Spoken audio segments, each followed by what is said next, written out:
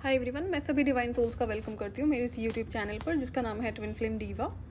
जो 21 डेज का रिचुअल आप फॉलो कर रहे हैं, आप जो करेंगे, अभी तक तो शुरू नहीं करा हुआ बिकॉज मैंने अभी शेयर नहीं करा है। तो ये स्विच वर्ड है डिवाइन मैजिक बिगिन नाउ। इसे आपको एक, जो मैंने आपको पहले ही कहा था कि आपके पास 2 से 3 नोटबुक होनी चाहिए।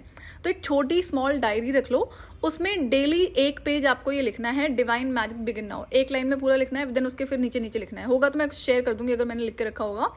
तो उसमें अब इसमें जो पेन का कलर आपको यूज़ करना है, आप इसको ब्लू में यूज़ करो या फिर ग्रीन कलर से। बाकी कलर्स को आपको अवॉइड करना है।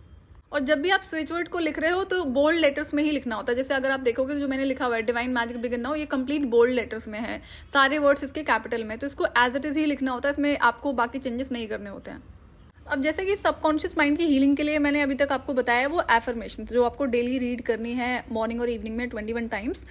बहुत सारे जो पैटर्न्स होते हैं लाइफ में, और कई सारे ऐसे पैटर्न्स होते हैं जिनको हम रिकॉग्नाइज नहीं कर पाते हैं। मैंने भी जब 3.5 साल की जर्नी में एक के बाद एक करके पैटर्न्स को मैं रिकॉग्नाइज कर रही थी, तो कई पैटर्न्स को रिकॉग्नाइज करने में थोड़ा सा टाइम भी लगता है, सरफेस होने में टाइम लगता है।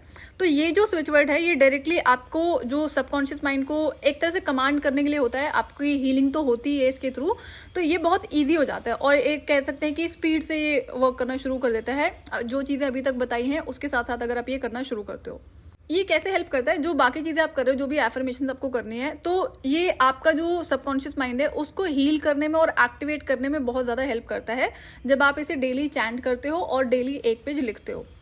ये स्विच वर्ड आपकी जितनी भी नेगेटिव एनर्जीज होती हैं, चाहे वो आपके सबकॉन्शियस माइंड में जो टॉक्सिक नेगेटिव पैटर्न्स होते हैं, बिलीफ सिस्टम्स होते हैं, उसको पॉजिटिव एनर्जीज की तरफ शिफ्ट करने में बहुत ज़्यादा आसान करता है।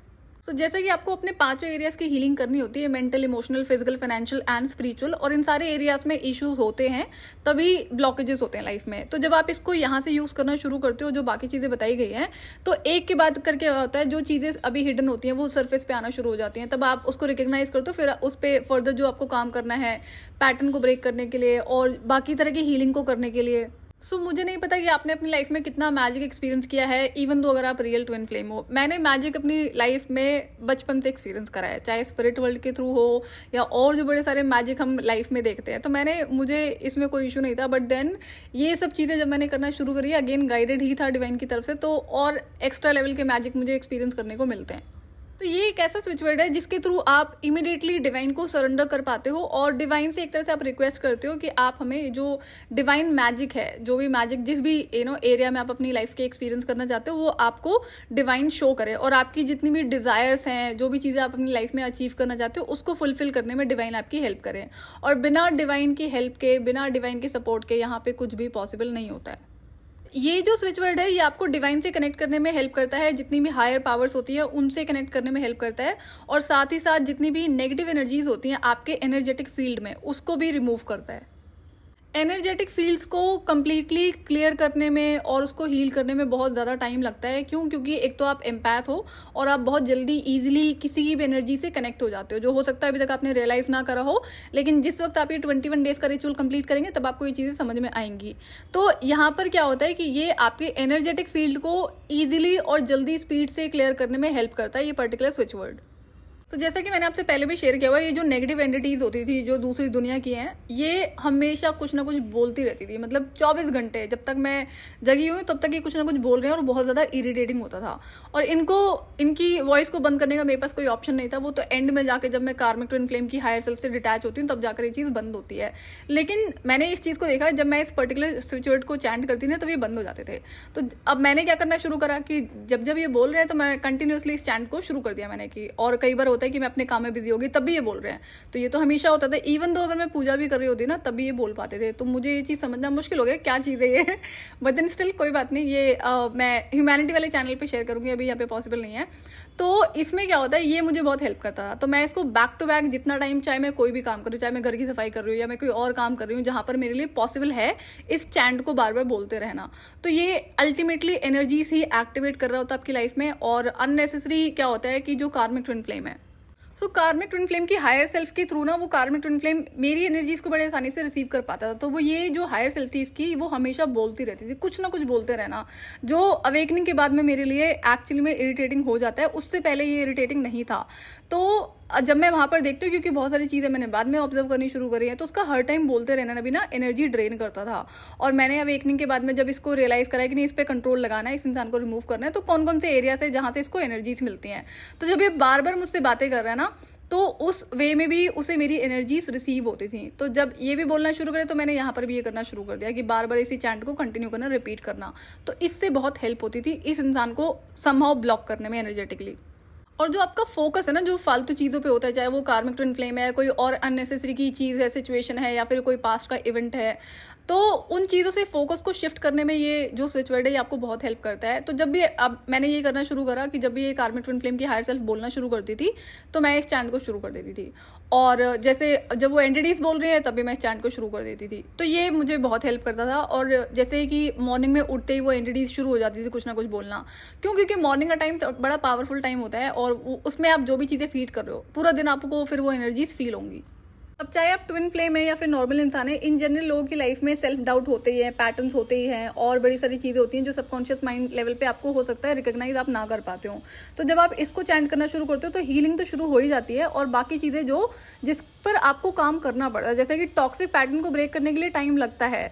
तो अगर कोई चीज़ हिडन है जो रिकॉग्नाइज नहीं कर पा रहे हो, तो वो भी सरफेस पे आना शुरू हो जाती है इसकी वजह से। क्यों? क्योंकि आपने एक जर्नी शुरू करी है, ट्रांसफॉर्मेशन की जर्नी, जहाँ पर नेगेटिव चीज़ों की और नेगेटिव लोगों की आपकी लाइफ में जगह नहीं है। तो अगर सुकून से हंसी खुशी जिंदगी यहाँ धरती पर जीनी है, तो इसका एक ही मंत्र है कि नेगेटिव लोग और नेगेटिव एनर्जीज का एक्सेस आपकी लाइफ में नहीं होना चाहिए। तो जब आप इस चीज़ के लिए रेडी हो जाते हो, तो डिवाइन आपकी हेल्प करना शुरू कर देते हैं। और जब आप 5 एलिमेंट्स की बैलेंसिंग कर लेते हो, DMDF एनर्जी की बैलेंसिंग हो जाती है, तो वहाँ पर क्या होता है कि फिर आप अपनी लाइफ में जो भी चीज़ें क्रिएट करना चाहते हो, कॉन्शियसली इंटेंशनली वो आप क्रिएट कर पाते हो, जिसे मैजिशियन की एनर्जी कहते हैं। तो ये यहाँ से आप अभी अपनी सिर्फ शुरुआत करिए काम करना, उसमें टाइम लगता है उस लेवल पे रीच करने में, बट वो फिर अगेन एक बड़ा मैजिकल सा मोमेंट होता है जिसको आप एक्सपीरियंस करना शुरू करते हो। अब जब मैंने करना शुरू करा, तो मैंने बड़ी सारी पावर्स को देखा, तो उसमें मुझे कुछ पावर्स पे कंट्रोल लगाना पड़ता है कि नहीं, ये ठीक नहीं है। तो बहुत ज़्यादा पावर्स भी अच्छी नहीं होती है, मुझे लगता है। क्यों? क्योंकि हम इंसानी दुनिया में रहते हैं, इंसानों के साथ ही रहना है, और अगेन ह्यूमैनिटी के लिए ही काम करना है। तो जो इन ह्यूमंस हैं वो हमारी लाइफ का पार्ट होते हैं, तो इसलिए भी पावर्स में भी बैलेंसिंग बहुत ज़रूरी होती है। लेकिन जिसे कहते हैं ना, अभी आपकी डिपेंडेंसी है, को डिपेंडेंसी है किसी बाकी मेंटोर पर, गाइड पर, और अगर आप जब पूरी मास्टरी कर लेते हो ना, तो आपको बहुत ज़्यादा डिवाइन पर भी डिपेंडेंट नहीं होना पड़ता है। और ऑब्वियसली बात है, जैसे कि मुझे हर चीज़ के लिए बताया जाता है, वर्बली बताया जाता है, बट मुझे भी ये था कि मुझे ऐसी कोई गलती नहीं करनी है जहाँ पर डिवाइन को मेरी तरफ से कोई परेशानी हो। उन्हें तो क्या ही परेशानी होगी, बट मेरी एक अपनी रिस्पॉन्सिबिलिटी बनती है। तो अब मुझे अगर कुछ चाहिए, चाहे किसी भी एरिया में हो, इंसान को छोड़ के, वो कभी ख्वाहिश नहीं थी मेरी, और ये सबको फॉलो करना चाहिए। सबसे बड़ा बेनिफिट तो ये होता है इन सारी हीलिंग को करने का कि कल को आपको कोई भी इशू होता है लाइफ में, और स्पिरिचुअल प्रैक्टिसेस में सारे सोल्यूशंस होते हैं। मैंने आज तक नहीं देखा कि कोई भी ऐसा इशू हो जो स्पिरिचुअल हेल्प से हील ना किया जा सकता हो, या फिर स्पिरिचुअलिटी में जिसका सोल्यूशन ना हो। तो ये हीलिंग आपको कई लेवल पर हेल्प करती है, और इंसान परेशान है क्योंकि उसके पास सोल्यूशंस नहीं है। तो इनर गाइडेंस को जब आप फॉलो करते हो, तो वो आपको जो मैसेजेस मिलते हैं, वो सॉल्यूशंस आपको चाहे गाइड्स के थ्रू दिए जा रहे हैं, या फिर डिवाइन की तरफ से दिए जा रहे हैं, या फिर बाकी चीज़ें आपको पता है कि किस एनर्जीज को किस तरह से यूज़ करके आप अपनी लाइफ को सुधार सकते हो। तो अब जैसे कि ना चाहते हुए भी ट्विन फ्लेम कनेक्शन होने की वजह से जो कार्मिक ट्विन फ्लेम है वो 24 घंटे आपके बैक ऑफ द माइंड में रहता है। इवन दो अगर मैं काम कर रही हूँ, मैं कितना भी बिजी हूँ, वो बैक ऑफ द माइंड हमेशा रहता था। तो ये भी प्रॉब्लम थी कि ये निकलता क्यों नहीं है, जो पता ही आपको ट्विन फ्लेम कनेक्शन की वजह से है। तो आप जितना ज़्यादा अगर आप खाली बैठे हो या कोई और काम कर रहे हो, तो इसको ना हैबिट में बनाओ कि आपको मोस्ट ऑफ द टाइम जितना भी आप इसे चैंट कर सकते हो, इसको चैंट करना शुरू कर दो। ये एनर्जेटिक फील्ड को तो क्लियर करने में हेल्प करता ही है। और जैसा कि कार्मिक ट्विन फ्लेम से डिटैचमेंट इतना आसान नहीं होता, ये सबसे बड़ा चैलेंज होता है कार्मिक ट्विन फ्लेम की हायर सेल्फ से डिटैच होना। तो ये जितनी भी चीज़ें मैंने आपको बताई है, ये सारी आपको जो फाइनल लेवल में जाकर आप डिटैचमेंट का प्रोसेस फॉलो करते हो तभी होगा। अगर आपने इसमें एक भी चीज़ को इग्नोर कर दिया, तो फिर आप इसको कर नहीं पाओगे। तो स्विच वर्ड छोटा ही होता है, और ये बड़े पावरफुल होते हैं, मैजिकल वर्ड्स होते हैं, एंड ये टाइम टू टाइम मैं ऐड ऑन कराती रहूँगी। अभी तो आपको इनिशियली यही शुरू करना है। तो 21 डेज के रिचुअल में आप इसको शुरू कर लो। एक पेज डेली आपको लिखना है, ब्लू पेन से या फिर ग्रीन कलर के पेन से बोल्ड लेटर्स में लिखना है, और फॉर 21 डेज। एंड इसको आप मैक्सिमम जितना चैंट कर सकते हो वो उतना अच्छा है। इसमें कोई टाइम लिमिट नहीं है कितनी बार चैंट करना है। आप इन जनरल अगर खाली बैठे तो चैंट कर लो, एनर्जी तो क्रिएट कर रहे हो। अब जैसे मुझे फील होता था कि भाई 4-5 दिमाग एक साथ है एक ही ब्रेन के अंदर, और ये चारों पांचों एक पता नहीं अलग अलग लोगों से बातें कर रहे हैं और हमेशा बिजी रहते हैं, तो एनर्जी ड्रेनिंग होता है और इसका बड़ा ध्यान रखना पड़ता है। तो ये सबसे ईजी टेक्निक थी मेरे लिए अपने इस माइंड को स्टेबल करने में, और बाकी एनर्जीज तो आप क्रिएट कर रहे हो, और हील करने में सबसे ज़्यादा बेनिफिट होता है। तो उन चीज़ों से भी मैं फाइनली फ्री हो जाती हूँ फाइनल लेवल में आकर, लेकिन ये करने में टाइम लगता है, 3.5 साल का टाइम लगा है। तो इनिशियल डेज में इसको मैंने शुरू करा था और मैंने इसे लास्ट तक फॉलो करा है। सो आज के लिए इतना ही, मैं आपसे फिर मिलूंगी नेक्स्ट वीडियो में। टिल देन आप अपना ध्यान रखिए और डिवाइन से कनेक्टेड रहिए।